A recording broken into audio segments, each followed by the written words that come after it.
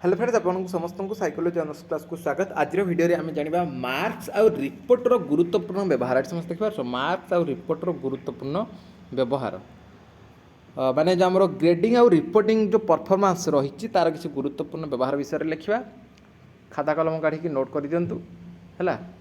प्रथम पॉइंट कौन दब? प्रथम पॉइंट पे तुम दब जे निजर शैक्षिक लक्ष्य को छात्र छात्री मैंने केते परिमाण में पूरण कर ताहा जानिबा पाई मार्क तथा रिपोर्ट से मूल्यांकन करिबारे सहायता प्रदान करिथाय। एटा सहज विषयटा किसी कष्ट नहीं। ओके, द्वितीय पॉइंट दब मार्क तथा रिपोर्ट आधार रे पितामाता सेमानकर संतान को उच्च शिक्षा पाई पठेबे कि नहीं ताहा स्थिर करिथांती।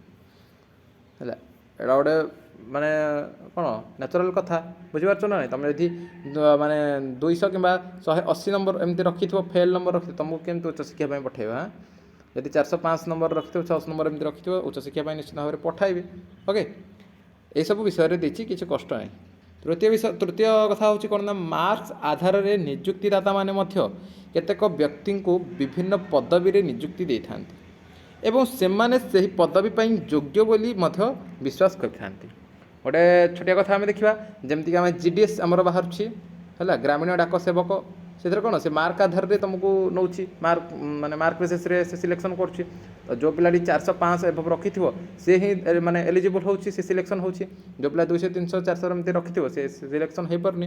ओके, तेणु निजुक्तिदाता मैंने कौन पिला विभिन्न पदवी निजुक्ति दे था कि देन आसला तुमर हेडिंग दब कौन आर मार्क देखिए मार्क ग्रेड एवं रिपोर्टर छात्र छात्री मान पड़ुवा प्रभाव। मार्क हो एमती मार्क्स ग्रेड है कि लिखिपर कौन ना रिपोर्ट लिखिपर है। रिपोर्ट जो मिलूँ तार छात्र छात्री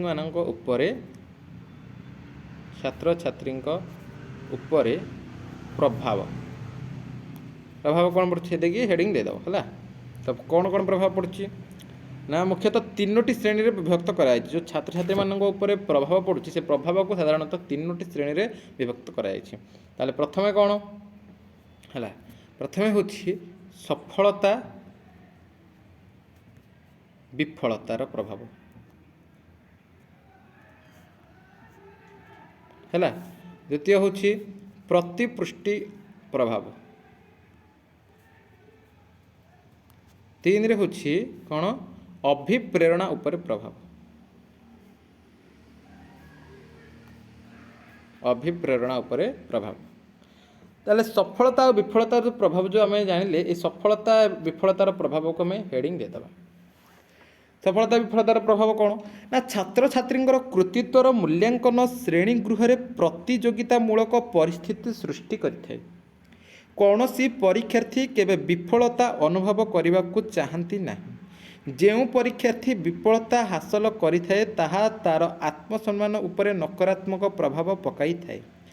क्लिफोर्ड केतक गवेषणा करी शेष एक सिद्धांत देइथिले सफलता और विफलता शिक्षार्थी परवर्ती निष्पादन उपरे प्रभाव सकारात्मक और नकारात्मक प्रभाव हो पारे। सरीगला प्रतिपुष्टि प्रभाव कौन आसला? कम मार्क शिक्षार्थी को शिक्षण अनुप्रेरित करिथे। मार्क उपयुक्त प्रतिपुष्टि जेपरिक निष्पादन संबंधी तथ्य प्रदान असफलतार प्रभाव को प्रतिसंतुलित कर देइथे। कुलिक मार्गन को अध्ययन प्रतिपुष्टि सकारात्मक प्रभाव पकाउथवा जना पड़ी थे। अभिप्रेरणा उपर प्रभाव कौन आसला?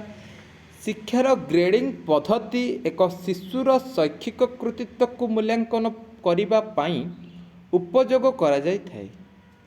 ग्रेडिंग पद्धति द्वारा निजुक्तिदाता माने निजुक्ति प्रदान करथांती।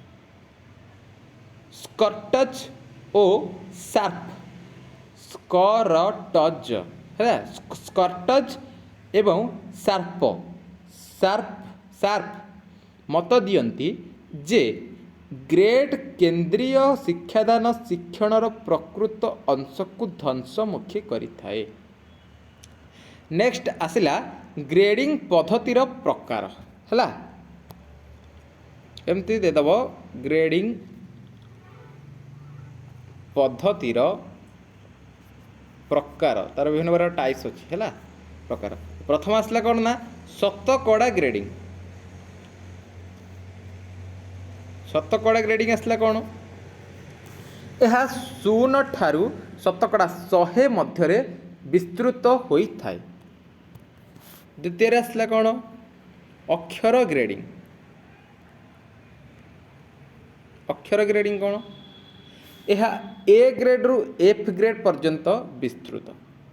3 आसला मानक ग्रेडिंग मानक प्रसंगात्मक है मानक प्रसंगात्मक अक्षर ग्रेडिंग आधार रे छात्र छात्री को परस्पर मध्य तुलना करा जाई थाए। नेक्स्ट आसला प्रभृत्व ग्रेडिंग आसला कौन पूर्वर स्थिर करा जाइथिबा निर्दिष्ट स्तर को छुई पारिले शिक्षार्थी को दक्ष पद दि जाए। तापर आसला आमर कौन ना सफल असफल 5 रे आसला सफल असफल सफल असफल कौन साधारण मापक व्यवहार रे विद्यार्थी को सफल असफल कह जाए। 6 आसला कौन मानक ग्रेडिंग कौन आसला एक पूर्व निर्धारित स्तर आधार रे शिक्षार्थी को तुलना करा जाई थाए। 7 रे आसला कौन लिखि दूची मु 7 आसला वर्णनात्मक ग्रेडिंग वर्णनात्मक आसला कौन ना छात्र छात्री मध्य टिप्पणी बा मंतव्य लिपिबद्ध करा जाई थाए। ग्रेडिंग रो आधार तापरे आसला ग्रेडिंग रो आधार एमती आर मार्क दे दबो ग्रेडिंग रो आधार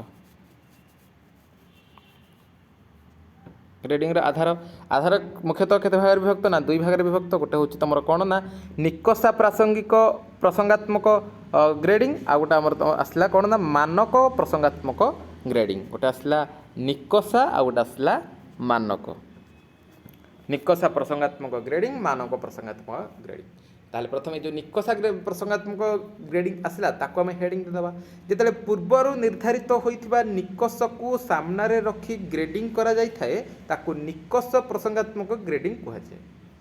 एठारे शिक्षण निकष को स्वच्छ भाव में परिभाषित करा जाय थाए। निकष प्रसंगात्मक पद्धति बहु समय शिक्षार्थी दक्षता को प्रमाण करने उपयोग करा जाय थाए। तो तापर आम जाना मानक प्रसंगात्मक ग्रेडिंग आसला जितेबाला मानक आधार रे अर्थात निज समूहर अन्य सदस्यों निष्पादन सहित तुलना करी शिक्षार्थी ग्रेडिंग निर्णय करा जाय थाए सेतेबेले ताको मानक प्रसंगात्मक ग्रेडिंग कहा जाय थाए। ये होछि मार्क आउ रिपोर्टर गुरुत्वपूर्ण व्यवहार आउ ता उपरे पड़ुथुवा प्रभाव आमे से विषय जानिले। वर्तमान आमे जानिले छे कौन ना कौन कौन सब प्रभाव पड़ुची। ठीक अच्छे 4th यूनिट तुम यहाँ रही जे मार्क आउ रिपोर्टर गुरुत्वपूर्ण व्यवहार मार्क आउ रिपोर्ट तार पड़ुवा प्रभाव है कौन कौन सब प्रभाव पड़ुची ग्रेडिंग प्रकार है 2 प्रकार रही ग्रेडिंग आधार 2 भाग जानिले कौन निकषा को आउ मानक। ठीक अच्छे तो वर्तमान वीडियो एति देखा आउ एक वीडियो रहिले आज्ञा नमस्कार।